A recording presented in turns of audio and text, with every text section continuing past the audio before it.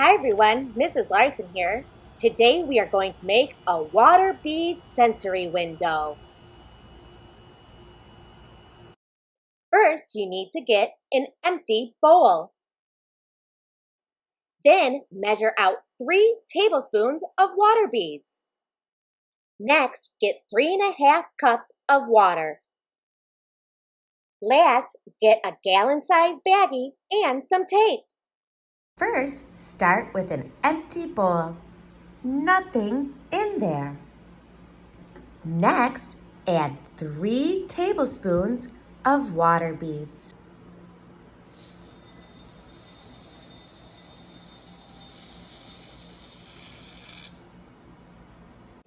Now we are going to pour in 3½ cups of water.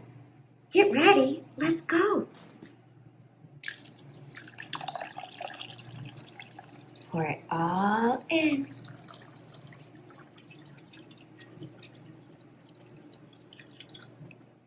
Great work! Now we will wait for 2 hours. And our water beads are all done. Now that our water beads are all done, it is time to get out your tape and a Ziploc baggie. You will need 4 pieces of tape. Now my suggestion is to tape the bottom and the sides of your bag to the window first, then add the water beads. When you are taping up your bag, make sure it is nice and smooth against the window. Also make sure that you are covering up some of the baggie, just like this. Once again, press it on there. Good work! Now it's time to add our water beads. Since we have so many water beads, I'm going to use a jar to help pour them. Get ready, let's go. We're gonna put them in. Gonna go nice and slow because we don't want to spill them all. Now to make it a little easier, you can undo some of the tape on the sides to help pour in a little better. There we go. Wow, look at that. They're almost all in.